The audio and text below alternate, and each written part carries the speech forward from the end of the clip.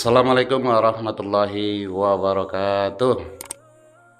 Alhamdulillahillazi anzalal Qur'an hudal linnas wa bainatim minal huda wal furqan. Asyhadu an la ilaha illallah wahdahu la syarikalah wa asyhadu anna Muhammadan abduhu wa rasuluh. Allahumma fassalli wa sallim ala hasan nabil karim wa ala alihi wa sahbihi ajma'in.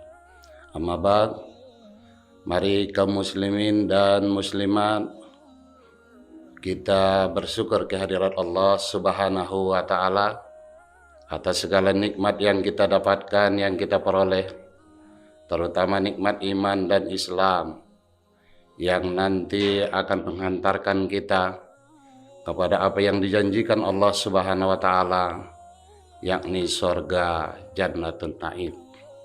Kemudian salat dan salam kepada Nabi kita Muhammad sallallahu alaihi wasallam yang telah memberikan kepada kita pedoman hidup, yang telah memberikan gambaran cara pengabdian yang sebenarnya kepada Allah Subhanahu wa taala, yang telah melimpahkan kasih sayangnya kepada kita.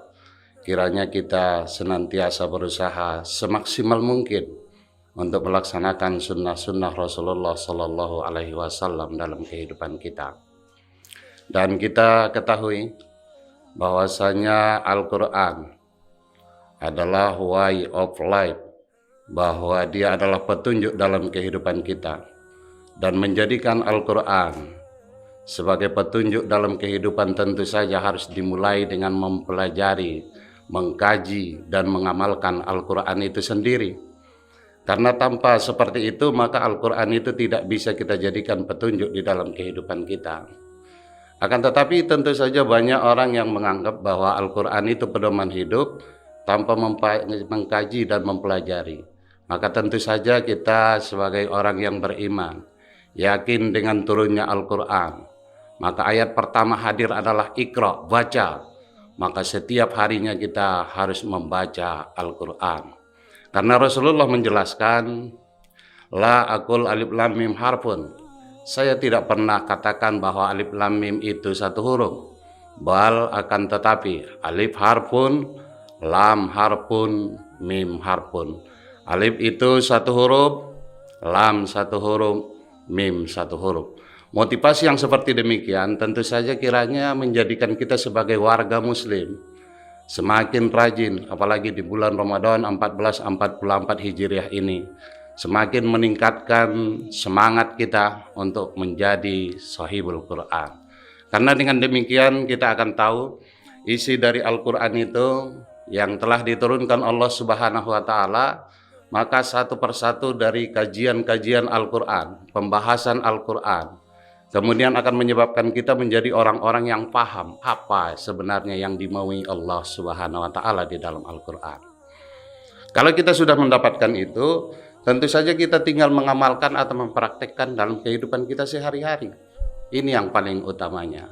Maka diawali dengan setiap harinya kita menjadi orang-orang yang belajar dan belajar tentang Al-Quran. Banyak hal yang perlu kita pelajari, mulai dari cara baca Al-Quran, semangat kita, kemudian terjemah dari Al-Quran, kemudian apa isi kandungan dari Al-Quran, kemudian seperti apa yang harus kita realisasikan di dalam kehidupan kita sehari-hari. Maka tentu saja ayat Al-Quran yang telah diturunkan kepada kita bisa akan kita jadikan petunjuk di dalam kehidupan kita jika semakin banyak, semakin hari, semakin kita berusaha untuk mengambil pelajaran demi pelajaran di dalam Al-Quran. Kita ambil contoh yang paling ringan di dalam Al-Quran yang terbiasa. A'udzubillahi minasyaitonirrajim. Bismillahirrahmanirrahim. Ara'aital ladzi yukazzibu biddin, fazalikal ladzi yad'ul yatim, wala yahuddu ala ta'amil miskin. Kalau dari 3 ayat ini, surat Al-Ma'un ini kita ambil pelajaran. Allah menjelaskan, tahukah kamu siapa pendusta dalam agama? Ini teguran yang paling luar biasa. Bahasa yang lembut dari Allah Subhanahu wa ta'ala. Tetapi tentu saja menjadi pegangan bagi kita, pedoman bagi kita, bahwa Allah menjelaskan yang berikutnya nantinya adalah penjelasan-penjelasan siapa yang berdusta atau siapa yang tak benar dalam agama ini. Wazalikal ladzi yad'ul yatim, yakni orang-orang yang senantiasa menghardik anak yatim, yang mereka tidak punya kepedulian. Yang kita ketahui banyak anak yatim yang ada di daerah kita, termasuk di Kota Pematang Siantar, yang mereka dalam kondisi yang sangat-sangat perlu perhatian khusus dari kita. Kenapa demikian? Karena pada prinsipnya anak yatim yang ada di panti asuhan itu hanya sebahagian kecil dari anak-anak yatim yang ada di Kota Pematang Siantar. Dan mereka itu memerlukan perhatian, memerlukan kasih sayang dari kita.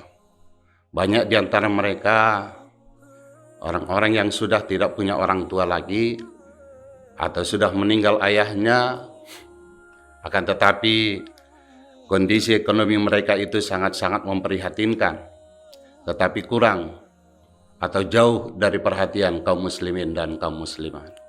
Untuk itu mari kita mantapkan hati kita. Jika kita ingin menjadi orang-orang yang benar agamanya, maka kita harus mempunyai perhatian terhadap fakir miskin atau anak yatim. Karena selanjutnya itu ditegur Allah Subhanahu wa taala. Wala tu'amil miskin, dan mereka itu tidak memberikan to'am kepada orang-orang miskin. Maka orang-orang ini juga dijelaskan Allah bahwa ini juga pendusta. Orang yang tidak punya kepedulian untuk memberikan makan orang miskin itu adalah pendusta, orang pembohong. Orang yang di dalam kehidupan tidak punya kepedulian terhadap mereka itu, maka dianggap Allah itu belum ada apa-apanya. Kalau kita sudah hebat, kita rasa mungkin kita nyumbang masjid, kita sudah umroh berkali-kali, kita sudah haji, tetapi kita tidak punya kepedulian orang miskin. Maka orang-orang yang seperti ini juga ditegur Allah menjadi orang-orang yang pendusta dalam agama. Itu merupakan gambaran sebahagian kecil dari ayat Al-Quran yang menjelaskan kepada kita tentang pentingnya menjadikan Al-Quran way of life. Mudah-mudahan kajian kita ini menjadi iktibar, pelajaran, menggugah hati kita untuk lebih menjadikan Al-Quran sebagai pedoman hidup kita untuk mendapatkan kebahagiaan di dunia wal akhirah, dan tentu saja surga yang dijanjikan Allah Subhanahu wa taala. Demikian, nasrun minallah wa fathnun qarib. Wassalamualaikum warahmatullahi wabarakatuh.